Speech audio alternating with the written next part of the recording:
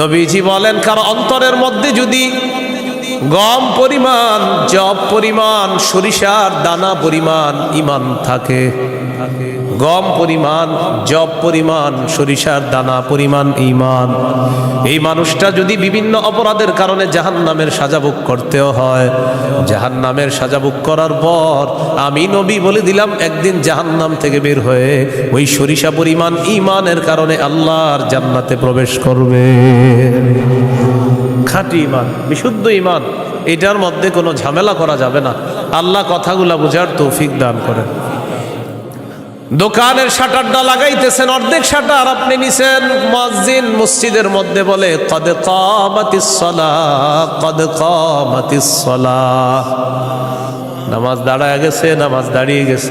এই টাইমে কাস্টমার এসে কয় 10,000 টাকার সদায় লাগবে, টেনশনে পড়ে গেলেন, নামাজ 10,000, নামাজ 10,000, নামাজ 10,000, পুরাই টেনশনে আছে। আল্লাহ তাআলা বলেন সম্পদ যেন তোমাদেরকে আল্লাহর থেকে দূরে সরায় না দেয়। নামাজ দাঁড়িয়ে গেছে, আপনি শাটারও লাগাইতেছেন নামাজে যাওয়ার জন্য, আল্লাহ তাআলা বলেন এই শোনো, সম্পদ যেন আল্লাহর থেকে দূরে সরায় না দেয়। কাস্টমার কয় 10,000, মুয়াজ্জিন কয় কদ কামাতিস সালাহ, টেনশনে পড়ে গেছে, কি করব? সূরা তাহার 132 নম্বর আয়াতে আল্লাহ বলেন লা নাসআলুকা রিজকা নাহনু নারযুকুকা, নবী আপনার কাছে আমি রিজিক চাই না, আমি আপনারে রিজিক দেই। পরিবারকে নামাজের কথা বলেন, নিজে নামাজ পড়েন। নামাজের পর আল্লাহ তাআলা রিজিকের কথা কেন বললেন? কারণ রিজিকের টেনশনে মানুষ নামাজ থেকে দূরে থাকে। আল্লাহ বলেন বান্দা তুমি নামাজে যাও, আমি তোমার থেকে রিজিক চাই না, আমি আল্লাহ তোমাকে রিজিক দিয়ে দেই। আল্লাহ তাআলা বলেন ইন কানা আবাউকুম, যদি তোমাদের মা বাবা, ওয়া আবনাউকুম, যদি তোমাদের সন্তান, ওয়া ইখওয়ানুকুম, যদি তোমাদের ভাই বোন, ওয়া আজওয়াজুকুম, যদি তোমাদের বিবি, ওয়া আশিরাতুকুম, যদি তোমাদের পরিবার আত্মীয় স্বজন, ওয়া আমওয়ালুন ইখতারাফতুমুহা, যদি তোমাদের উপার্জিত সম্পদ, ওয়া তিজারাতুন তাখশাউনা কাসাদাহা, তোমাদের ব্যবসা, যেই ব্যবসায় লস হওয়ার টেনশনে থাকো, ওয়া মাসাকিনু তারদাউনাহা, যে বাসস্থান তোমরা অনেক ভালোবাসো, আহাব্বা ইলাইকুম মিনাল্লাহ ওয়া রাসূলিহি ওয়া জিহাদিন ফি সাবিলি, আল্লাহ তাআলা বলেন এই 8টা জিনিস যদি আল্লাহ এবং তার রাসূল চাইতে তোমাদের কাছে বেশি প্রিয় হয়, ফাতারাব্বাসু, অপেক্ষা করো, হাত্তা ইয়াতি আল্লাহু বিআমরি, আল্লাহ তাআলা গজব নিয়ে আসার অপেক্ষা করো। বলি নাউযুবিল্লাহ। কি শিখলাম? এই 8 জিনিসের প্রতি আমাদের মহব্বত আছে বেশি। আল্লাহ বলেন এইগুলা যদি আল্লাহর চেয়ে বেশি মহব্বতের হয়, নবীর চেয়ে বেশি মহব্বতের হয়, চেয়ে বেশি মহব্বতের হয়, তাহলে গজবের অপেক্ষা থাকো। তাহলে কি শিখলাম? এই 8 জিনিসের চাইতে আল্লাহকে বেশি ভালোবাসা, রসুলকে বেশি ভালোবাসতে হবে। আল্লাহ তৌফিক দান করেন। এখানে কয় জিনিসের ভালোবাসার কথা হলো? 8 জিনিসের ভালোবাসার কথা। এবার আমার সাথে বলেন, সাধারণত মৌলিকভাবে 2টা জিনিস আমাদেরকে আল্লাহর থেকে দূরে রাখে। 1 সম্পদ, 2 সন্তান। এই 2টা মৌলিকভাবে আমাদেরকে খালি আল্লাহর থেকে গাফেল করে দেয়। সূরা মুনাফিকুনের 9 নম্বর আয়াতে আল্লাহ বলেন ইয়া আইয়ুহাল্লাযীনা আমানু লা তুলহিকুম আমওয়ালুকুম ওয়ালা আওলাদুকুম আন যিকরিল্লাহ। আল্লাহ তাআলা বলেন হে ঈমানদারগণ, লা তুলহিকুম আমওয়ালুকুম ওয়ালা আওলাদুকুম, তোমাদের সম্পদ, তোমাদের সন্তান তোমাদেরকে যেন গাফেল করে না দেয়, আন যিকরিল্লাহ, আল্লাহর স্মরণ থেকে যেন গাফেল করে না দেয়। আল্লাহু ওয়া রাসূলুহু আহাব্বা ইলাইহি মিম্মা সিওয়াহুমা وأن يحب المرء لا يحبه إلا لله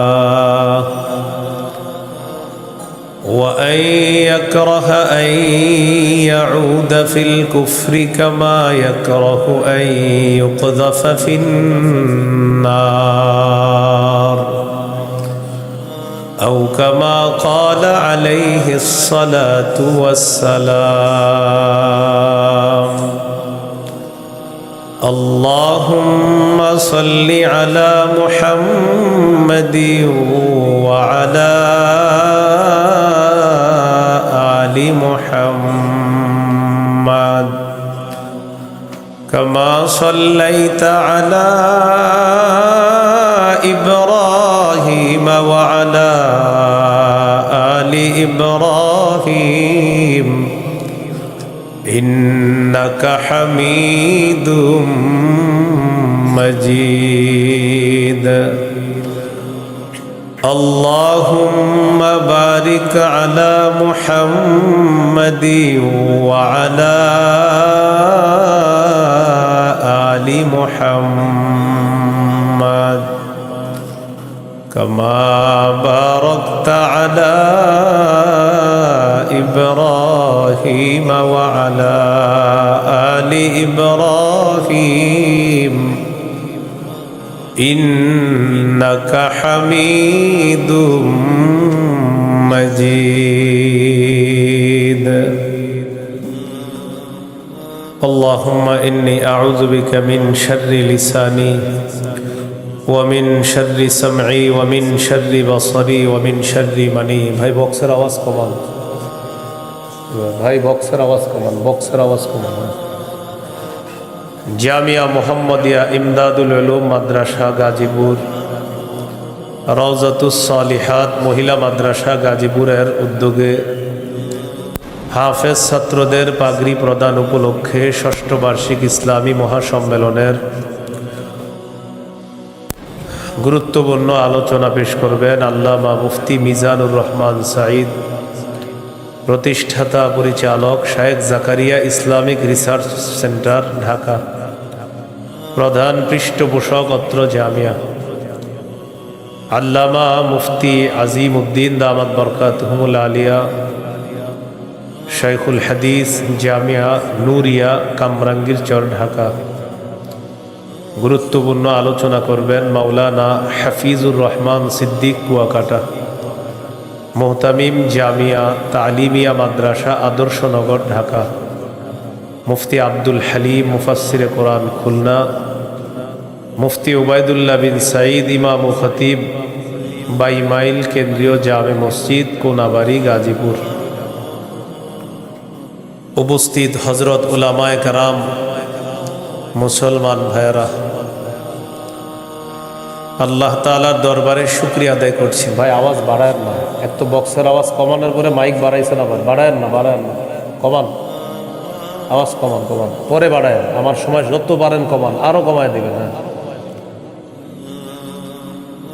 উপস্থিত হজরত, ঠিক আছে এবার উপস্থিত হজরত উলামায়ে কেরাম, মুসলমান ভাইয়েরা, আল্লাহ তাআলার দরবারে শুকরিয়া আদায় করছি। আল্লাহ আমাদেরকে এই মাহফিলে উপস্থিত হওয়ার তৌফিক দান করেছেন বলি আলহামদুলিল্লাহ। আমি আপনাদের সামনে সূরাতুল বাকারার 256 নম্বর আয়াতে কারিমা থেকে কয়েকটি আয়াত তেলাওয়াত করলাম। 256 নম্বর আয়াতে আল্লাহ তাআলা দ্বীনের ব্যাপারে আমাদেরকে দিক নির্দেশনা দিয়েছেন। লা ইকরাহা ফিদ্দীন, দিন গ্রহণ করার ক্ষেত্রে জোর করা যাবে না। কাউকে দিন গ্রহণ করার ক্ষেত্রে, ইসলাম গ্রহণ করার ক্ষেত্রে জোর করা যাবে না। তবে ইসলামের দাওয়াত দেওয়া যাবে, ইসলামের সৌন্দর্যতা তাদের সামনে পেশ করা যাবে। সূরা আলী ইমরানের 19 নম্বর আয়াতে আল্লাহ বলেন, ইন্নাদ-দীনা ইনদাল্লাহিল ইসলাম, নিশ্চয়ই দিন আল্লাহর কাছে ইসলাম। এটা হলো আয়াতের অনুবাদ। নিশ্চয়ই দিন আল্লাহর কাছে ইসলাম, মানে আল্লাহর কাছে একমাত্র দিন হলো ইসলাম। সূরা আলী ইমরানের 85 নম্বর আয়াতে আল্লাহ বলেন, وَمَن يَبْتَغِ غَيْرَ الْإِسْلَامِ دِينًا فَلَن يُقْبَلَ مِنْهُ। যে ব্যক্তি ইসলাম ছাড়া অন্য কোনো দিনকে গ্রহণ করে, অন্য কোনো কিছুকে দিন হিসাবে গ্রহণ করে, ফালাই ইউকবালা মিন, এটা তার থেকে গ্রহণ করা হবে না। কেউ যদি ইসলাম ছাড়া অন্য কোনো কিছুকে দিন হিসাবে গ্রহণ করে, এটা তার থেকে গ্রহণ করা হবে না, মানে ইসলাম ছাড়া অন্য কোনো দিন গ্রহণযোগ্য না। এটা অন্যকে দাওয়াত দিয়ে বোঝানো যাবে। জাহিলি যুগের বন্ধা নারীরা, যাদের সন্তান হয় না, এই জাতীয় নারীরা মানত করলো, আমার যদি ছেলে হয় ছেলের ইহুদি বানাবো। নাউজুবিল্লাহ। কি বানাবে? নাজিবি গোত্রের ইহুদিদেরকে বের করে দেওয়ার জন্য হুকুম আসলো। ইহুদিদের আত্মীয় স্বজন যারা আছে তারা চিন্তা করলো, আমাদের আত্মীয় স্বজন যারা, তাদেরকে মুসলমান বানায়া মদিনায় রেখে দিই।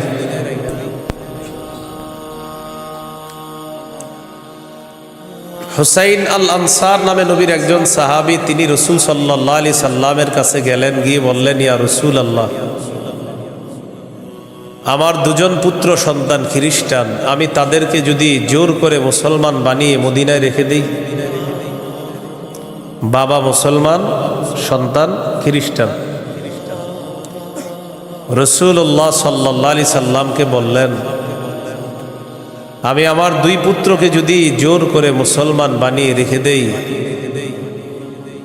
তখন আল্লাহ তাআলা সূরা বাকারার 256 নম্বর আয়াত নাজিল করলেন, লা ইকরাহা ফিদ্দীন।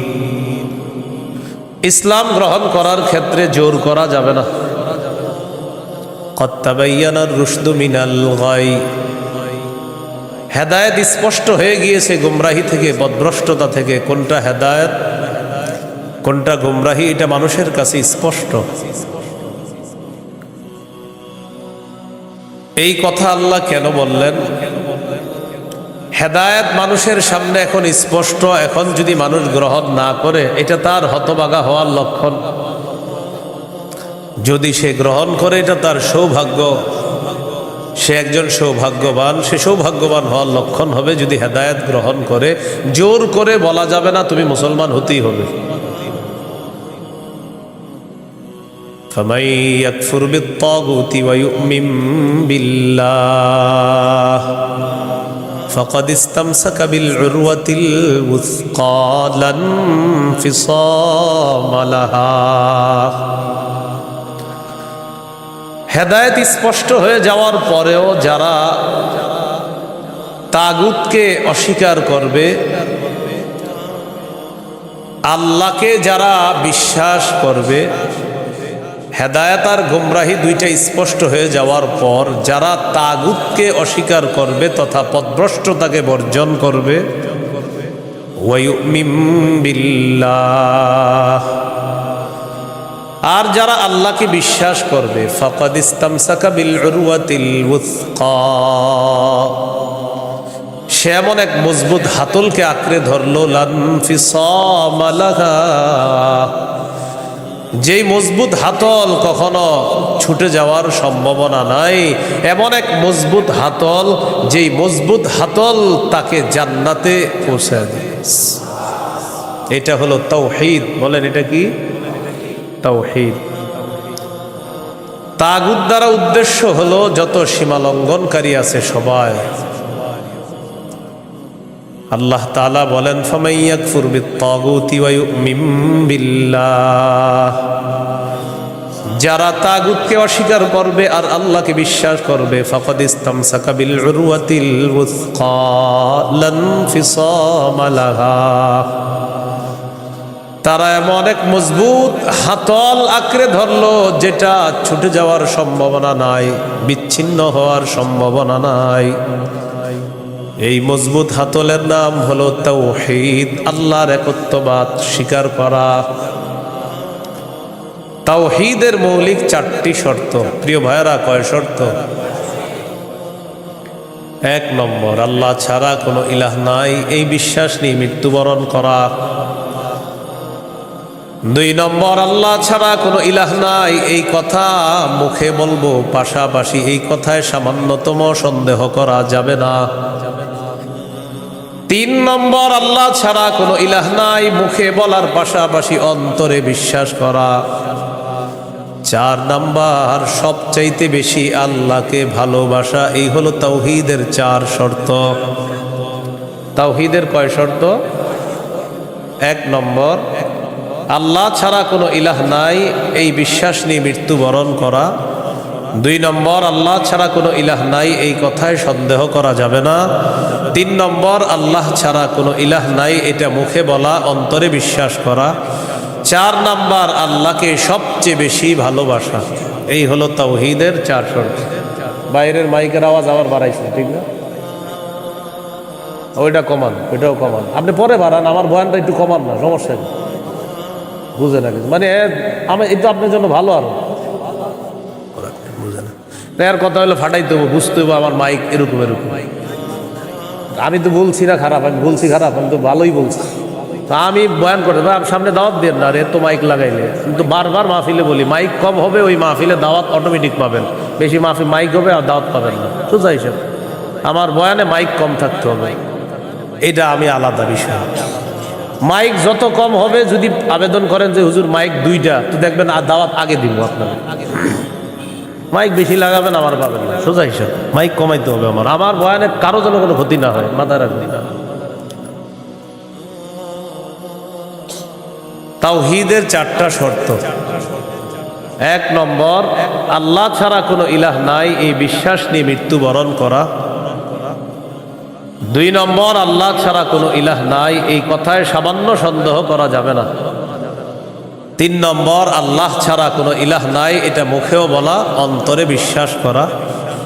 4 নম্বর, আল্লাহকে সবচেয়ে বেশি ভালোবাসা।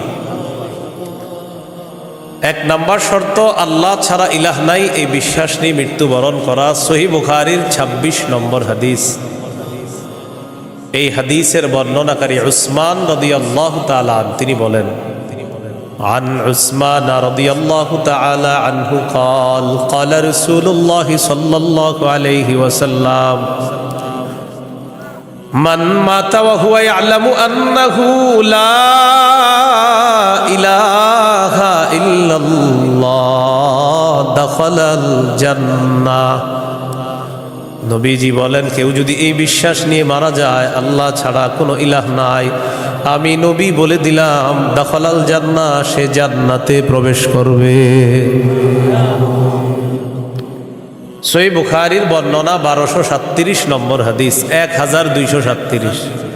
জিবরিল আমিন নবীর কাছে আসছে, আসার পর বললেন, বাশির উম্মাতাকা আন্নাহু মান মাতা মিন উম্মাতিক লা ইউশরিকু বিল্লাহি শাইআ দাখালাল জান্নাহ। জিবরিল আমিন আসছে, আসার পর বলে, ইয়া রাসূলুল্লাহ, আপনার উম্মতের মধ্যে যারা শিরিক না করে মারা যাবে, আল্লাহ তাআলা আমাকে পাঠিয়েছে আপনাকে বলার জন্য, শিরিক করা ছাড়া যারা মারা যাবে আপনি ওই উম্মতকে জান্নাতে প্রবেশের সুসংবাদ জানায় দেন। বুঝে আসছেনি সবার? তাহলে 1 নাম্বার, আল্লাহ ছাড়া কোনো ইলাহ নাই এই বিশ্বাস নিয়ে মৃত্যুবরণ করা। একদিন এক ফেরেশতা নবীজির কাছে আসছে। নবীজি সাল্লাল্লাহু আলাইহি সাল্লাম বলেন, তানি আতিম মির রাব্বি ফাখায়্যারানি বাইনা আন ইউদখিলা নিসফা উম্মতি আল জান্নাহ ওয়া বাইনা আশ-শাফাআহ। নবী বলেন, একজন ফেরেশতা আমার কাছে আসছে, আসার পর আমাকে 2টি বিষয়ের স্বাধীনতা দিয়েছে যে কোনো একটা গ্রহণ করার জন্য। ফেরেশতা আমাকে বলল, হাবিব, আপনি যদি চান আপনার অর্ধেক উম্মত আপনি জান্নাতে নিতে পারবেন, আর যদি চান আপনি সুপারিশ করতে পারবেন, তবে 2টি গ্রহণ করা আপনার জন্য। এই সুযোগ আপনি পাবেন না, যে কোনো একটি গ্রহণ করতে হবে। হয়তো অর্ধেক উম্মত জান্নাতে নিবেন, না হয় আপনি সুপারিশ গ্রহণ করবেন। আমাদের নবী বলেন ইখতারতুশ শাফাআ, আমি সুপারিশ করাটাই আল্লাহর থেকে গ্রহণ করে নিলাম। বলেন তবে, বলেন সবাই বলেন তবে। এই সুপারিশ শুধু তারাই পাবে যারা শিরিক করবে না। নবীজি বলেন ওয়াহিয়া লিমান লা ইউশরিকু বিল্লাহি শাইআ, আমার সুপারিশ শুধু তারাই পাবে যারা আল্লাহর সাথে শিরিক করবে না, তারাই শুধু আমার সুপারিশ পাবে, অন্যরা কিন্তু আমার সুপারিশ পাবে না। সহিহ বুখারীর বর্ণনা 99 নম্বর হাদিসে আল্লাহর নবীর সাহাবী আবু হুরায়রা রাদিয়াল্লাহু তাআলা আন নবীকে প্রশ্ন করলেন, মান আসআদুন নাসি বিশাফাআতিকা ইয়াউমাল কিয়ামাতি ইয়া রাসূলুল্লাহ। হুজুর, কিয়ামতের ময়দানে আপনার সুপারিশের মাধ্যমে কোন ব্যক্তি সবচেয়ে সৌভাগ্যবান হবে আমাকে একটু বলেন। নবীজি বললেন, আবু হুরায়রা, আমি জানতাম তোমার আগে এই প্রশ্ন আমাকে কেউ করবে না। লিমা রাআইতু মিন হিরসিকা আলাল ইলম, ইলমের প্রতি তোমার যে আগ্রহ, বিদ্যার প্রতি তোমার যে আগ্রহ, আমি জানতাম তোমার আগে এই প্রশ্ন আমাকে কেউ করবে না, তুমি যেই প্রশ্নটা করছো। তো যেহেতু তুমি প্রশ্নটা করেই ফেলছো, উত্তরটা নাও। আসাদুন নাসি বিশাফাআতি ইয়াউমাল কিয়ামাতি মান ক্বালা লা ইলাহা ইল্লাল্লাহ খালিসাম মিন কিবালি নাফসি। কোন ব্যক্তি যদি দিল থেকে বলে লা ইলাহা ইল্লাল্লাহ আর এই বিশ্বাস নিয়ে যদি মারা যায়, কিয়ামতের ময়দানে আমার সুপারিশের মাধ্যমে এই ব্যক্তি সবচাইতে সৌভাগ্যবান বান্দা হয়ে যাবে। কি শিখলাম বলেন? লা ইলাহা ইল্লাল্লাহ। তিরমিজির বর্ণনা 3592 নম্বর হাদিস।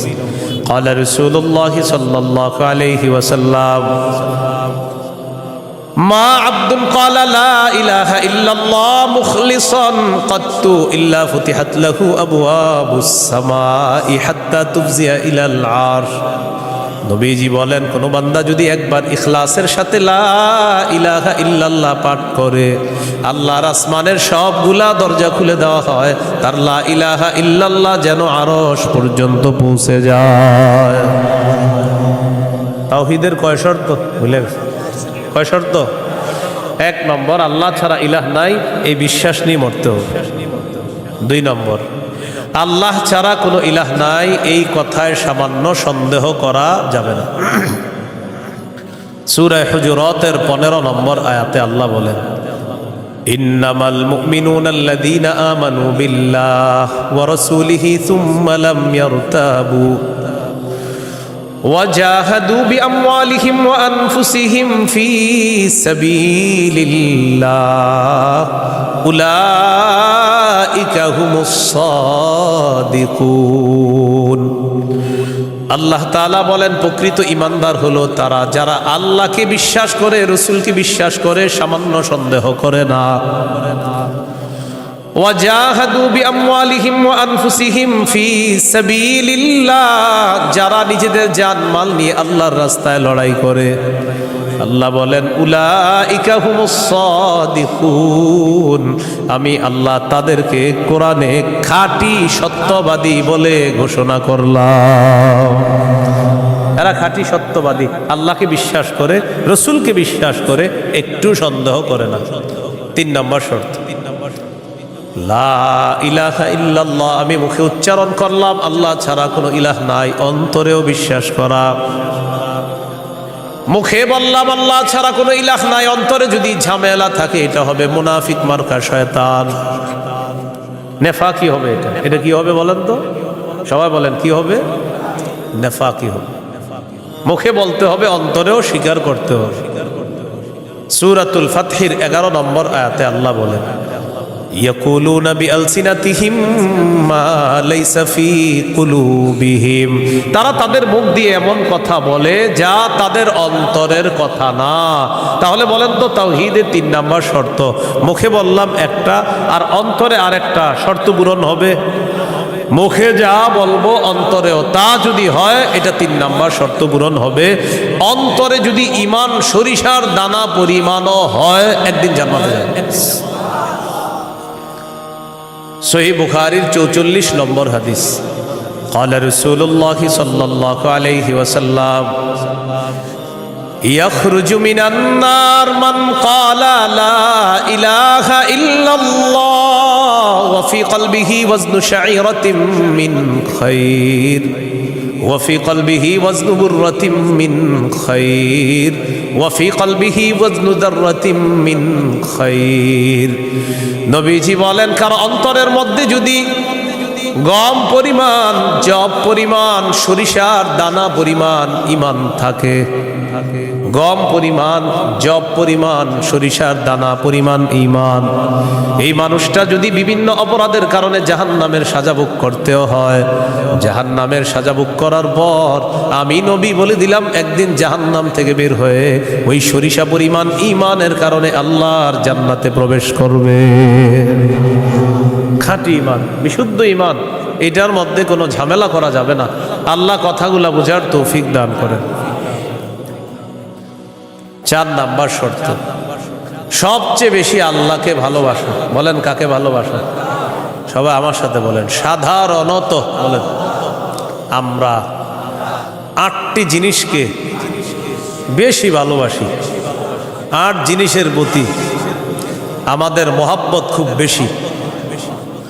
এই ৮ জিনিসের চাইতেও আল্লাহকে, রসুলকে বেশি ভালোবাসতে হবে। কয় জিনিসের প্রতি টান আছে বেশি? ৮ জিনিসের কথা আল্লাহ বলছে সূরা তাওবা ২৪ নম্বর আয়াত। আমি প্রথম আয়াতটা পড়ি, এরপর অনুবাদ করব, আমরা সবাই বলব। আল্লাহ তাআলা বলেন, কুল ইন কানা আবাউকুম ওয়া আবনাউকুম وإخوانكم وأزواجكم وعشيرتكم وأموال اقترفتموها وتجارة تخشون كسادها ومساكن ترضونها أحب إليكم من الله ورسوله وجهاد في سبيله فتربصوا حتى يأتي الله بأمره। কত? আল্লাহ তাআলা বলেন, ইনকানা আবাউকুম, যদি তোমাদের মা বাবা, ও আবনাউকুম, যদি তোমাদের সন্তান, ওয়া ইখওয়ানুকুম, যদি তোমাদের ভাই বোন, ওয়া আজওয়াজুকুম, যদি তোমাদের বিবি, ওয়া আশিরাতুকুম, যদি তোমাদের পরিবার আত্মীয় স্বজন, ওয়া আমওয়ালুন ইখতারাফতুমুহা, যদি তোমাদের উপার্জিত সম্পদ, ওয়া তিজারাতুন তাখশাউনা কাসাদাহা, তোমাদের ব্যবসা, যেই ব্যবসায় লস হওয়ার টেনশনে থাকো, ওয়া মাসাকিনু তারদাউনাহা, যে বাসস্থান তোমরা অনেক ভালোবাসো, আহাব্বা ইলাইকুম মিনাল্লাহ ওয়া রাসূলিহি ওয়া জিহাদিন ফি সাবিলি। আল্লাহ তাআলা বলেন, এই ৮টা জিনিস যদি আল্লাহ এবং তার রাসূল আর চাইতে তোমাদের কাছে বেশি প্রিয় হয়, ফাতারাব্বাসু, অপেক্ষা করো, হাত্তা ইয়াতি আল্লাহু বিআমরি, আল্লাহ তাআলা গজব নিয়ে আসার অপেক্ষা করো। বলি নাউজুবিল্লাহ। কি শিখলাম? এই ৮ জিনিসের প্রতি আমাদের মহব্বত আছে বেশি। আল্লাহ বলেন, এইগুলা যদি আল্লাহর চেয়ে বেশি মহব্বতের হয়, নবীর চেয়ে বেশি মহব্বতের হয়, চেয়ে বেশি মহব্বতের হয়, তাহলে গজবের অপেক্ষা থাকো। তাহলে কি শিখলাম? এই ৮ জিনিসের চাইতে আল্লাহকে বেশি ভালোবাসা, রসুলকে বেশি ভালোবাসতে হবে। আল্লাহ তৌফিক দান করেন। এখানে কয় জিনিসের ভালোবাসার কথা হলো? ৮ জিনিসের ভালোবাসার কথা। এবার আমার সাথে বলেন, সাধারণত মৌলিকভাবে 2টা জিনিস আমাদেরকে আল্লাহর থেকে দূরে রাখে। ১, সম্পদ, ২, সন্তান। এই 2টা মৌলিকভাবে আমাদেরকে খালি আল্লাহর থেকে গাফেল করে দেয়। সূরা মুনাফিকুনের ৯ নম্বর আয়াতে আল্লাহ বলেন, ইয়া আইয়ুহাল্লাযীনা আমানু লা তুলহিকুম আমওয়ালুকুম ওয়ালা আওলাদুকুম আন যিকরিল্লাহ। আল্লাহ তাআলা বলেন, হে ঈমানদারগণ, লা তুলহিকুম আমওয়ালুকুম ওয়ালা আওলাদুকুম, তোমাদের সম্পদ, তোমাদের সন্তান তোমাদেরকে যেন গাফেল করে না দেয়, আন যিকরিল্লাহ, আল্লাহর স্মরণ থেকে যেন গাফেল করে না দেয়। দোকানের শাটারটা লাগাইতেছেন, অর্ধেক শাটার আপনি নিছেন, মুয়াজ্জিন মসজিদের মধ্যে বলে কদ কামাতিস সালাহ, কদ কামাতিস সালাহ, নামাজ দাঁড়ায় গেছে, নামাজ দাঁড়িয়ে গেছে। এই টাইমে কাস্টমার এসে কয় 10,000 টাকার সদায় লাগবে, টেনশনে পড়ে গেলেন, নামাজ 10,000, নামাজ 10,000, নামাজ 10,000, পুরাই টেনশনে আছে। আল্লাহ তাআলা বলেন সম্পদ যেন তোমাদেরকে আল্লাহর থেকে দূরে সরায় না দেয়। নামাজ দাঁড়িয়ে গেছে, আপনি শাটারও লাগাইতেছেন নামাজে যাওয়ার জন্য, আল্লাহ তাআলা বলেন এই শোনো সম্পদ যেন আল্লাহর থেকে দূরে সরায় না দেয়। কাস্টমার কয় 10,000, মুয়াজ্জিন কয় কদ কামাতিস সালাহ, টেনশনে পড়ে গেছে, কি করব? সূরা তাহার 132 নম্বর আয়াতে আল্লাহ বলেন লা নাসআলুকা রিজকা নাহনু নারযুকুকা, নবী আপনার কাছে আমি রিজিক চাই না, আমি আপনারে রিজিক দেই। পরিবারকে নামাজের কথা বলেন, নিজে নামাজ পড়েন। নামাজের পর আল্লাহ তাআলা রিজিকের কথা কেন বললেন? কারণ রিজিকের টেনশনে মানুষ নামাজ থেকে দূরে থাকে। আল্লাহ বলেন বান্দা তুমি নামাজে যাও, আমি তোমার থেকে রিজিক চাই না, আমি আল্লাহ তোমাকে রিজিক দিয়ে দেই। সম্পদ আল্লাহর থেকে দূরে রাখে। আর হলো সন্তান, সারাদিন কান্নাকাটি করে না, যেই জোহর নামাজে রওনা করবেন ওই টাইমে কয় আমি চিপস খাবো, সারাদিন কানবে না। যখন নামাজে যাবেন তখন এক দুনিয়ার যত কিছু আছে সব খাইতে মন চায়, ইবলিস এসে খোঁচায় কয়টা কয়টা কয়টা। আপনি তখন বুদ্ধি করে কি করবেন, ওইটারে প্যাম্পাস করায় মসজিদের এক কোনায় নিয়ে বসায় থাকবেন, বসে থাকেন বসে থাকেন, বুঝেন নাই? আর ইবলিস রে বলবেন ইবলিস তুমি যেই ঝামেলাটা আমার সাথে ডেলি নামাজের সময় করো, এই ঝামেলা করে কাজ হবে না। কারণ নামাজের সময় তুই যতবার আমার সন্তানরে খোঁচাবি, ওরে ততবার কাঁধে করে মসজিদে নিয়ে যাবো। প্যাম্পাস পরায় ওটারও নিয়ে যাবেন মসজিদে, নিয়ে পাশে বসায় রাখবেন, বুঝে থাকবেন। ইবলিস বুঝে ফেলবে না, এই রে খোঁচায় লাভ না, এরে খোঁচাইলে এই সন্তানও নামাজি বানায় ফেলবে। সুবহানাল্লাহ। সম্পদ সন্তান আল্লাহর থেকে আমাদেরকে দূরে রাখে। প্রিয় ভাইয়েরা, এই দুই জিনিস যেন আমাদের মধ্যে এত মহব্বত গালেব না হয় যে এই দুই জিনিস এত পরিমাণ মহব্বত করতে গেলাম, আল্লাহকে ভুলে গেলাম, রসুলকে ভুলে গেলাম, আখেরাত ভুলে গেলাম। এমনটা ভালোবাসি, সন্তান ভালোবাসি, মা ভালোবাসি, বাবা ভালোবাসি ঠিক, কিন্তু এর চেয়ে বেশি ভালোবাসি আল্লাহ। এই হলো আল্লাহকে সবচেয়ে, তাওহীদের কয় শর্ত? 4 নাম্বার। সবচেয়ে বেশি কাকে ভালোবাসা? আল্লাহকে, রসুলকে সবচেয়ে বেশি ভালোবাসা, আল্লাহকে এরপর রসুলকে সবচেয়ে বেশি ভালোবাসা। সহিহ বুখারীর বর্ণনা 16 নম্বর হাদিস, ক্বালা রাসূলুল্লাহ সাল্লাল্লাহু আলাইহি ওয়াসাল্লাম সালাসুন মান কুন্না ফীহি ওয়াজাদা হালাওয়াতাল ঈমান। নবীজি বলেন 3টা বৈশিষ্ট্য যদি কারো মধ্যে থাকে, সে অন্তরের মধ্যে ঈমানের স্বাদ আস্বাদন করতে পারবে। 1 নাম্বার, ইয়াকুনাল্লাহু ওয়া রাসূলুহু আহাব্বা ইলাইহি মিম্মা সিওয়াহুমা। আল্লাহ, আল্লাহ রসুল ছাড়া যত কিছু আছে সব কিছুর চাইতে আল্লাহ আর তার নবীকে বেশি ভালোবাসা। 2 নাম্বার, ওয়া ইউহিব্বাল মারআ লা ইউহিব্বুহু ইল্লা লিল্লাহ। কোন মুসলমানকে শুধুমাত্র আল্লাহর জন্য ভালোবাসা। 3 নাম্বার, আইয়াকরাহা আইয়াউদা ফিল কুফরি কামা ইয়াকরাহু আইয়ুকযাফা ফিন্নার। আগুনের মধ্যে পুড়ে যাওয়া যেমন অপছন্দ, তেমনি ভাবে কুফরি করাটাও এমন অপছন্দ হওয়া। কোটি কোটি টাকা আপনার সামনে রাখা হলো আর বলা হলো আগুনে পুড়ে মারা যাও, আপনি তখন জবাব দিবেন আপনার কি মাথা খারাপ? আগুনে পুড়ে যদি আমি মারা যাই, তুই কোটি টাকা দিয়ে আমি করবো কি? এবার আপনাকে বলা হলো কোটি কোটি টাকা দেওয়া হবে, তুমি কুফরি করো, আপনি জবাব দিবেন কোটি টাকার বিনিময়ে যেমন দুনিয়ার আগুনে পুড়তে চাই না, তেমনি ভাবে কোটি টাকার বিনিময়ে কুফরি করে জাহান্নামের আগুনেও পুড়তে চাই না। নবীজি বলেন কারো মধ্যে যদি এমন অনুভূতি থাকে আগুনে পুড়ে যাওয়া তার অপছন্দ, তেমনি ভাবে কুফরি করাটাও তার কাছে অপছন্দের, আল্লাহ তাআলা তার অন্তরের মধ্যে ঈমানের স্বাদ তৈরি করে দিবেন, ঈমানের স্বাদ দিবেন। তো এই 3টার মধ্যে একটা হলো আল্লাহকে বেশি ভালোবাসা। বলেন তো তাওহীদের কয় শর্ত? এক নম্বর, আল্লাহ ছাড়া কোনো ইলাহ নাই, এই বিশ্বাস নিয়ে মৃত্যুবরণ করা। 2 নম্বর, আল্লাহ ছাড়া কোনো ইলাহ নাই, এটার মধ্যে একটুও সন্দেহ করা যাবে না। 3 নম্বর, আল্লাহ ছাড়া কোনো ইলাহ নাই, এটা মুখে বলা, অন্তরে স্বীকার করা, বিশ্বাস করা। 4 নম্বর, আল্লাহকে সবচেয়ে বেশি ভালোবাসা। এই 4 শর্ত পূরণ করে আমরা যেন কবরে যেতে পারি, আল্লাহ তাআলা তৌফিক দান করেন। এরপরে আল্লাহ বলেন ওয়াল্লাহু সামিউন আলিম, আল্লাহ সর্বশ্রোতা সর্বজ্ঞানী। এটা হলো সূরা বাকারার 256 নম্বর আয়াত। এখন আপনাদেরকে 56 নম্বর আয়াত থেকে জিজ্ঞাসা করতে চাই, একটা হলো তাগুতের দল আর একটা হলো আল্লাহর দল। দুনিয়াতে মৌলিকভাবে মানুষের দল 2টা, একটা হলো হিজবুল্লাহ আল্লাহর দল, আর একটা হিজবুশ শয়তান শয়তানের দল। এই 2 দল মৌলিকভাবে মানুষের মধ্যে সূরা মুজাদালায় 2 দলের কথা আছে। তো এই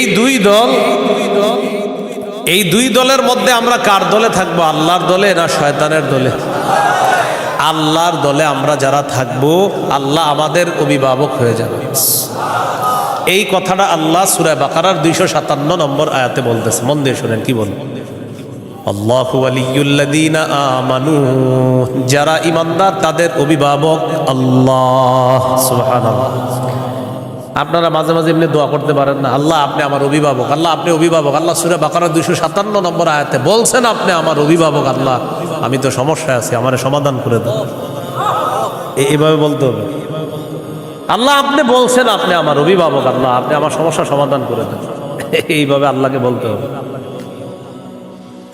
আল্লাহু ওয়ালিয়ুল্লাযীনা আমানু, আল্লাহ বলেন যারা ঈমানদার তাদের অভিভাবক হলেন আল্লাহ। ইউখরিজুহুম মিনাজ যুলুমাতি ইলান নূর, আল্লাহ তাআলা অভিভাবক ঈমানদারদেরকে অন্ধকার থেকে বের করে আলোর দিকে আল্লাহ তাআলা নিয়ে যায়। ওয়াল্লাযীনা কাফারু আউলিয়াউহুমুত তাগুত, আর যারা কাফের তাদের অভিভাবক হলো শয়তান। বলেন তো ঈমানদারের অভিভাবক কে? কাফেরের অভিভাবক কে? উলাইকা আসহাবুন নারি হুম ফিহা খালিদুন। আল্লাহ বলেন যারা তাগুতের অনুসারী তারা চিরস্থায়ীভাবে জাহান্নামে থাকবে। বলি নাউজুবিল্লাহ। তাগুত বলা হয় যত সীমা লঙ্ঘনকারী আছে, জালেম, সব তাগুত। এই তাগুত এটা পুরুষ হোক আর মহিলা হোক, এই তাগুত যারা এরা জালেম অথবা জালেমা, সব তাগুত। তবে কষ্টের বিষয় আর দুঃখের বিষয়, আমরা বারবার এক তাগুত ছেড়ে আরেক তাগুতকে ধরি। এক তাগুত ছেড়ে আরেক তাগুতকে কি করি? ধরি। কেন ধরি জানেন? বৃষ্টি থেকে বাঁচার জন্য ঝর্ণা নিচে এসে দাঁড়ায় আর কি। কোথায় দাঁড়াই? বাঁচার জন্য কি থেকে কোথায় এসে দাঁড়াই? এক তাগুতকে ছেড়ে আরেক তাগুত ধরা, বানি বৃষ্টি থেকে বাঁচার জন্য ঝর্ণার নিচে এসে দাঁড়ায়। ভাই কিছু ঘটনা কি? ঝর্ণার নিচে কেন? আর বললেন না বাইরে বৃষ্টি, তো এনে কি?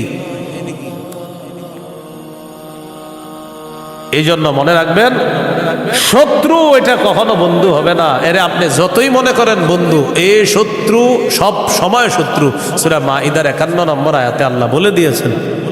এবার আল্লাহ তাআলা কি বলে দেখেন, সূরা বাকারার 257 নম্বর আয়াত গেল, 258 নম্বর আয়াতে আল্লাহ তাআলা এবার আমাদের আকীদা বিশুদ্ধ করবে। কি বিশুদ্ধ করবে বলেন তো? দুনিয়াতে আমাদের অভিভাবক কে? বেঁচে আছি কে বাঁচিয়ে রাখছেন? মৃত্যু দিবেন কে? মৃত্যুর পর জীবিত করবেন কে?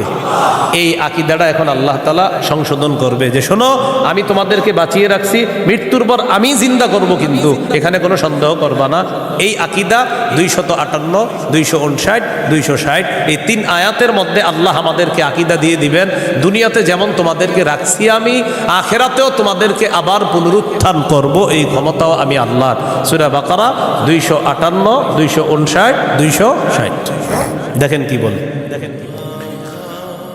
ألم تر إلى الذي حاج إبراهيم في ربه أن آتاه الله الملك إذ قال إبراهيم ربي الذي يحيي ويميت قال أنا أحيي وأميت قال إبراهيم فإن الله يأتي بالشمس من المشرق فأت بها من المغرب فبهت الذي كفر والله لا يهدي القوم الظالمين নবী আপনি কি দেখেন নাই ওই ব্যক্তির ব্যাপারে চিন্তা করেন নাই যে ব্যক্তি ইব্রাহিম নবীর সাথে তার রবের ব্যাপারে ঝগড়া করেছে যেই রব তাকে রাজত্ব দান করেছে ওই রবের ব্যাপারে লোকটা ঝগড়া করেছে ইব্রাহিম নবীর সাথে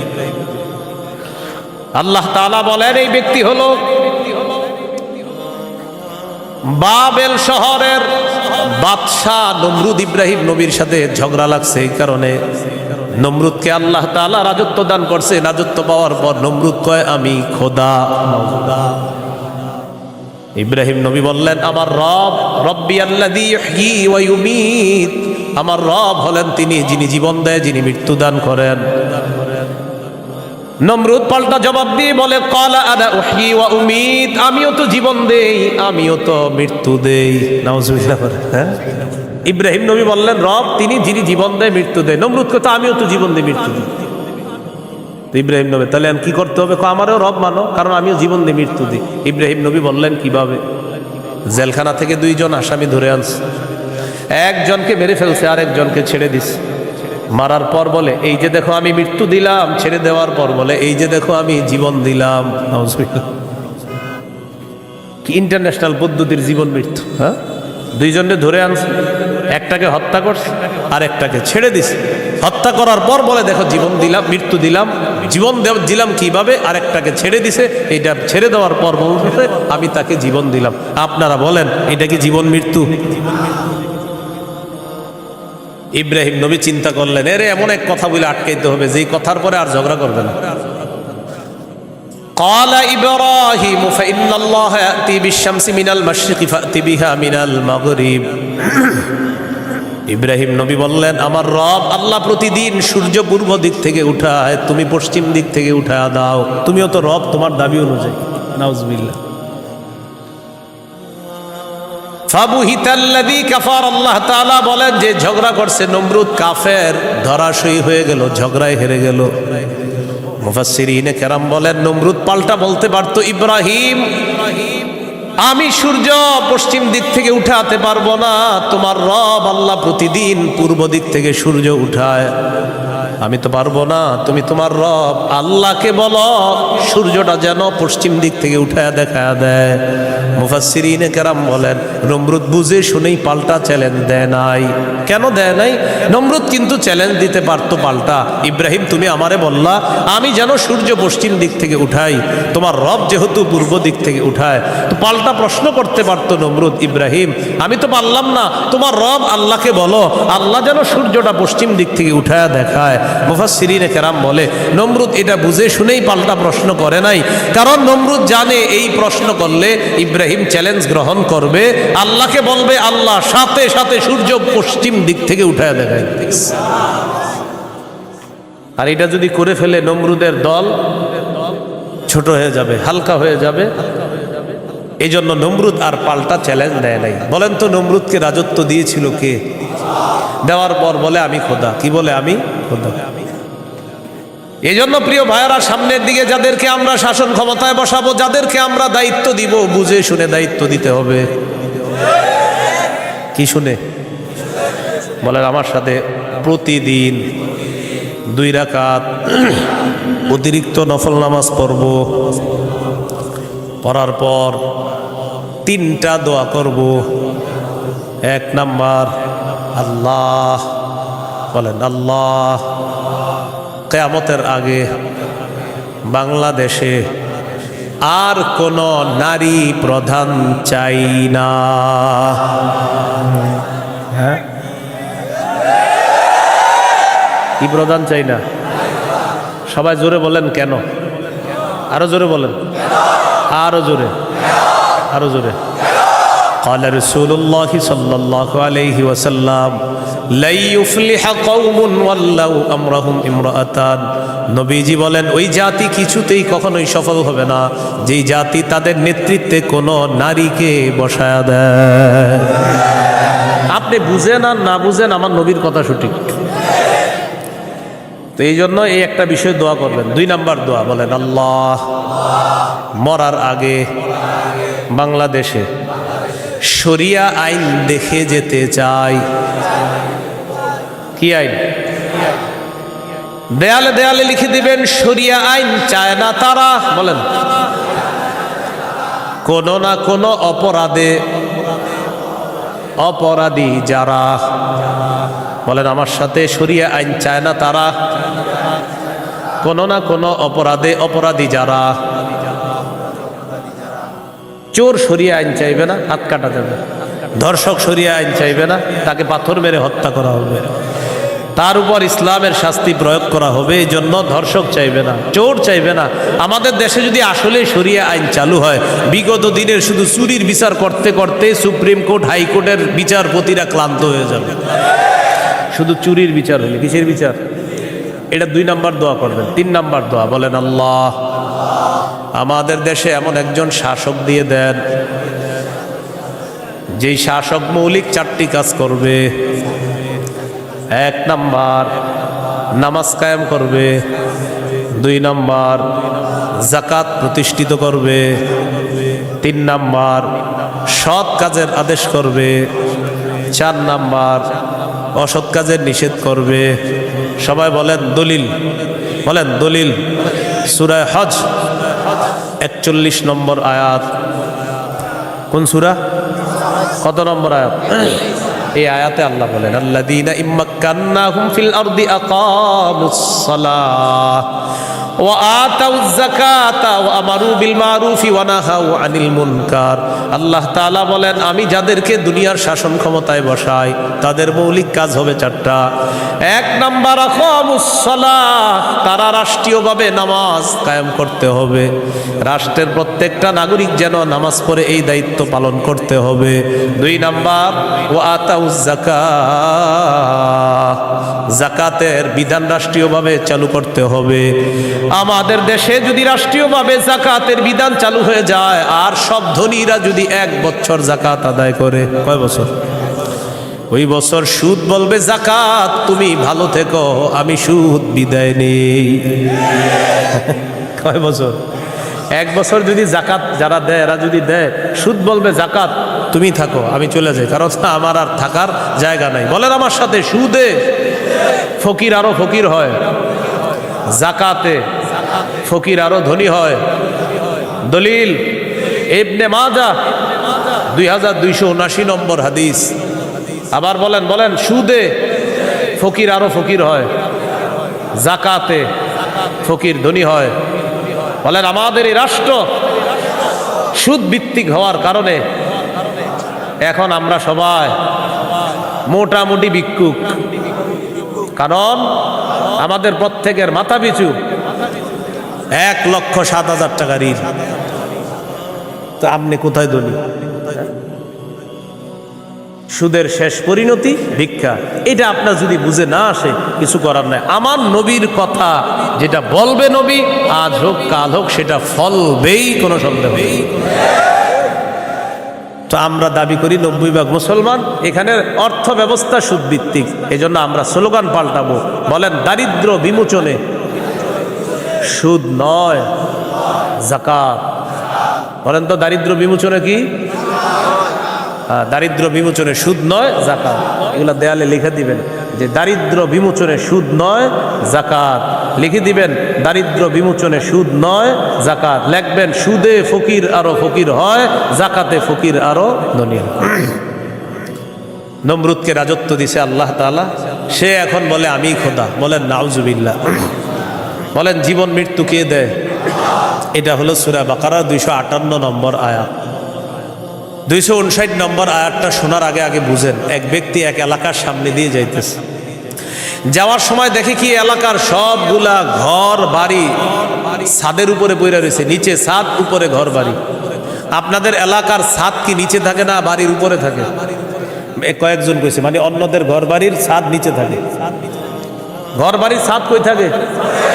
এটা প্রথমে বললেন না কেন? মানে প্রথমে কয়েকজন কইছে কয়েক উপরে, মানে অন্যদের ছাদগুলা নিচে। আপনাদের ঘর বাড়ির ছাদ কই? তো এই কথাটা প্রথমে বললে সমস্যা ছিল কি? এক ব্যক্তি যাইতেছে এক এলাকার সামনে দিয়ে, যাওয়ার সময় দেখে ঘর বাড়ি সব ধ্বংস হয়ে পড়ে রয়েছে, নিচে হইল ছাদ, উপরে ঘর বাড়ি। উনি এই বিষয়ে দেখা সাথে সাথে বললেন, আল্লাহু আকবার, আল্লাহ কত মহান, এদেরকে ধ্বংস করলেন আল্লাহ, আবার আল্লাহ কিভাবে জিন্দা করবে, এটা ওনার সন্দেহ না, এটা ওনার কি না সন্দেহ না, এটা উনি বিস্ময় প্রকাশ করতেছে, আল্লাহ কত মহান, আবার কিভাবে আল্লাহ জিন্দা করবে, এটা মুখ দিয়ে বলে ফেলছে। সাথে সাথে আল্লাহ তাকে মৃত্যু দিচ্ছে, 100 বছর মৃত অবস্থায় রাখছে। কয় বছর? 100 বছর মৃত অবস্থায় রাখছে। 100 বছর পর জিন্দা করছে। জিন্দা করার পর তাকে জিজ্ঞাসা করলেন, আপনি কয় বছর মৃত অবস্থায় ছিলেন? তো জবাব দিলেন, 1 দিন বা আধা দিন। আল্লাহ তাআলা বললেন, আপনি 100 বছর ছিলেন মরা। কয় বছর? ওই যে উনি বলছিলেন মরাকে আল্লাহ কিভাবে জিন্দা করবে, আল্লাহ দেখাই দিতেছে। আপনার খানা পানির দিকে তাকান, তো তাকাইছে খানা পানির দিকে, তাকায় দেখে খানা পানি পচে নাই। সুবহানাল্লাহ। কয় বছর? এবার আপনার গাদার দিকে তাকান, তো তাকাইছে গাদার দিকে, গাদাটার কি অবস্থা দেখে কি গাদা পচে গলে মরে মাটির সাথে মিশে গেছে। আল্লাহ তাআলা বুঝায়, এই জন্যই তো আমি আল্লাহ। সুবহানাল্লাহ। এবার আল্লাহ তাআলা বললেন, দেখেন গাদার অস্থিগুলা মাটির সাথে মিশে গেছে, আমি এগুলারে উঠাই। তো হাড্ডি উঠাইছে, উঠানোর পর এটার উপরে আল্লাহ গোস্তের প্রলেপ দিয়ে এটার মধ্যে প্রাণ সঞ্চার করে আবার গাদা জিন্দা করে দিচ্ছে। বলেন মৃতকে জিন্দা করে কে? এই কথাটাই আল্লাহ তাআলা বলেন, আও কাল্লাযী মাররা আলা ক্বরিয়াতি ওয়া হিয়া খাবিয়াতুন আলা উরুশিহা। অথবা নবী আপনি কি ওই ব্যক্তির ব্যাপারে চিন্তা করেন নাই যে ব্যক্তি এক এলাকার সামনে দিয়ে গেছে, যাওয়ার সময় দেখে এলাকার সবগুলা ঘর বাড়ি ছাদের উপর পড়া, এর মানে ঘর বাড়িগুলা সব ধ্বংস। ক্বালা আন্না ইউহয়ী হাযিহিল্লাহু বা'দা মাউতিহা। তখন তিনি বললেন, আল্লাহ তাআলা কিভাবে তাদেরকে মৃত্যুর পর আবার পুনরায় জিন্দা করবেন। ফাআমাতাহুল্লাহু মিআতা আমিন। আল্লাহ তাআলা তাকে 100 বছরের জন্য মৃত্যু দিলেন। সুম্মা বাআসা, আবার তাকে জিন্দা করলেন। করার পর আল্লাহ বললেন, ক্বালা কাম লাবিস্তা, কতদিন আপনি এইভাবে মৃত অবস্থায় কাটিয়েছেন? তিনি জবাব দিলেন, লাবিস্তু ইয়াওমান আও বা'দা ইয়াওম, একদিন বা আধা দিন আমি মৃত অবস্থায় ছিলাম। কয়দিন? না আপনারা বলেন আসলে কয় বছর? আল্লাহ তাআলা বলেন, ক্বালা বাল লাবিস্তা মিআতা আমিন ফানজুর ইলা তাআমিকা ওয়া শারাবিকা লাম ইয়াতাসান্না। আপনি 100 বছর মরা ছিলেন, খানার দিকে তাকান, পানির দিকে তাকান, লাম ইয়াতাসান্না, পচে নাই। সুবহানাল্লাহ। ওয়ানজুর ইলা হিমারিকা, গাদাটার দিকে তাকান, গাদার দিকে তাকাইছে, তাকায় দেখে পচে গলে মাটির সাথে মিশে গেছে। আল্লাহ তাআলা বলেন, জানেননি কেন আপনাকে আমি মৃত্যু দিলাম, আবার 100 বছর পর আপনাকে আমি কেন জিন্দা করলাম? ওয়ালিনাজআলাকা আয়াতাল লিন্নাস, আমি আপনাকে দুনিয়ার মানুষের সামনে নিদর্শন হিসাবে রেখে দিলাম যে দেখো আমি আল্লাহ মৃতকে জিন্দা করি, এর দৃষ্টান্ত দুনিয়াতেই দেখায়া দিলাম। কয় বছর মৃত্যু রাখছে, এরপরে আল্লাহ আবার উঠেছে। এবার আল্লাহ বললেন, অনজুর ইলাল ইযামি কাইফা নুনশিজুহা, ওই যে আপনার গাদার অস্থিগুলা মাটির সাথে মিশে গেছে, দেখেন কিভাবে আমি উত্থিত করি। সুম্মা নাকসুহা লাহমা, এরপর দেখেন কিভাবে গোস্তের পোশাক হাড্ডিগুলার উপর পড়ায়া দেই। আল্লাহ গোস্তের পোশাক পরায়া প্রাণ সঞ্চার করে গাদা আবার জিন্দা করে। এবার তিনি বললেন, মানে কে? ওই যে যিনি বলছিলেন 100 বছর আগে আল্লাহ কিভাবে জিন্দা করবে, তখন তিনি বললেন, ক্বালা আ'লামু আন্নাল্লাহা আলা কুল্লি শাইইন কাদির। আমি বুঝতে পারছি, আমি জানি আল্লাহ সবকিছুর উপর ক্ষমতাবান। বলেন সবকিছুর উপর ক্ষমতাবান কে? 100 বছর মৃত রাইখা আবার জিন্দা করার ক্ষমতা কার? এখন আমি কি আপনাদেরকে বলছি লোকটাকে? এই লোকটাকে বলছি? বলি নাই। এলাকা কোনটা এটাও বলছি? বলি নাই। কোরআনে এলাকার নামও আসে নাই, ওই ব্যক্তির নামও আসে নাই। তবে মুফাসসিরিনে কেরাম বলেন, এই ব্যক্তি যে একজন নবী ছিলেন এতে সন্দেহ নেই। উনি একজন কি ছিলেন? নবী ছিলেন, এতে কোনো সন্দেহ নেই। এটা হলো মুফাসসিরিনে কেরামের বক্তব্য। মুআররিখিন যারা আছে, ঐতিহাসিকগণ, তারা বলেন আগে পরে গবেষণা করলে বোঝা যায় তিনি ছিলেন উজাইর আলাইহিস সালাম। কোন নবী? অথবা বলেন, অথবা আরমিয়া আলাইহিস সালাম, এটা একজন নবীর নাম। তাহলে ওই জনপদের সামনে দিয়ে যিনি গিয়েছেন তিনি একজন নবী ছিলেন, এই ব্যাপারটা স্পষ্ট। তবে তিনি কোন নবী ছিলেন, উজাইর নবী না আরমিয়া নবী, এই ব্যাপারে ঐতিহাসিকগণ বলেন তিনি হয়তো উজাইর নবী, না হয় আরমিয়া আলাইহিস সালাতু ওয়াস সালাম। এখন এলাকা, এটা কোন এলাকা? ঐতিহাসিকগণ বলেন এলাকাটা বাইতুল মুকাদ্দাসের বুখতে নসর যে এলাকা দখল করেছিল, ওই বুখত নসরের এলাকাটা ইতিহাস গবেষণা করলে বোঝা যায় ওই এলাকাটা আল্লাহ ধ্বংস করার পর তখন ওই নবী এলাকার সামনে দিয়ে গিয়েছিলেন। তাহলে এলাকার নাম সরাসরি কোরআনে নাই, এলাকার নাম সরাসরি হাদিসে নাই, নবীর নাম সরাসরি কোরআনে নাই, নবীর নাম সরাসরি হাদিসে নাই। মুফাসসির এবং ঐতিহাসিকগণ গবেষণা করে বলেন আগা গোড়া এটা গবেষণা করলে বোঝা যায় নবী ছিলেন হযরত উজাইর অথবা আরমিয়া, আর এলাকাটা ছিল বাইতুল মুকাদ্দাস। এই হলো সূরা বাকারার 259 নম্বর আয়াত। সূরা বাকারার 260 নম্বর আয়াত। এই আয়াতেও আল্লাহ আমাদের আকীদা স্বচ্ছ করবে যে দেখো দুনিয়াতে আমি তোমাদেরকে জিন্দা রাখছি, আবার আমি মৃত্যু দিব, আবার তোমাদেরকে পুনরুত্থান করব, এই ক্ষমতা। বিসমিল্লাহির রহমানির রহিম। আল্লাহুম্মা লাকাল হামদু ওয়া লাকাশ শুকর। সূরা বাকারা 260 নম্বর আয়াত আল্লাহ বলেন وَإِذْ قَالَ إِبْرَاهِيمُ رَبِّ أَرِنِي كَيْفَ تُحْيِي الْمَوْتَى قَالَ أَوَلَمْ تُؤْمِنْ قَالَ بَلَى وَلَكِنْ لِيَطْمَئِنَّ قَلْبِي قَالَ فَخُذْ أَرْبَعَةً مِنَ الطَّيْرِ فَصُرْهُنَّ إِلَيْكَ ثُمَّ اجْعَلْ عَلَى كُلِّ جَبَلٍ مِنْهُنَّ جُزْءًا ثُمَّ ادْعُهُنَّ يَأْتِينَكَ سَعْيًا وَاعْلَمْ أَنَّ اللَّهَ عَزِيزٌ حَكِيمٌ। স্মরণ করুন ওই সময়কে যখন ইব্রাহিম নবী বললেন রব্বি আরিনি কাইফা তুহিল মাউতা, আল্লাহ আপনি আমাকে দেখান আপনি কিভাবে মৃতকে জিন্দা করেন। আল্লাহ তাআলা বললেন ক্বালা আওয়ালাম তুমিন, ইব্রাহিম আপনি কি বিশ্বাস করেন না? ইব্রাহিম নবী জবাব দিলেন ক্বালা বালা ওয়ালাকিন লিয়াতমাইন্না কলবি, আল্লাহ অবশ্যই বিশ্বাস করি, তবে আমার অন্তরের প্রশান্তির জন্য আমি জানতে চাই আল্লাহ আপনি কিভাবে মৃতকে জিন্দা করেন। ভাই 259 আর 260 নম্বর আয়াতে একটা বিষয় কিন্তু মনে রাখেন, আমি আবার বারবার বলতেছি কথাটা। 259 নম্বর আয়াতে ওই যে নবী বললেন আল্লাহ কিভাবে মৃতদেরকে জিন্দা করবেন, এটা কিন্তু নবীর সন্দেহ না। আবার বলছি এটা কি না? সন্দেহ না, বলেন বিস্ময়, কি উনি আশ্চর্য হচ্ছেন। আবার 260 নম্বর আয়াতে ইব্রাহিম নবী বলতেছে আল্লাহ আপনি আমারে দেখান কিভাবে মৃতকে জিন্দা করেন, এটাও ইব্রাহিম নবীর সন্দেহ না, বরং ইব্রাহিম নবী অন্তরকে শান্তি দিতে চায় আল্লাহ আপনি যে মৃতকে জিন্দা করেন এটা দেখলে আমার দিলে একটু ভালো লাগতো, শুধু এই কারণে আমি দেখতে চাই। তাহলে বিষয়টা কি সন্দেহ? নাউজুবিল্লাহ, কোন নবী সন্দেহ করতে পারে না।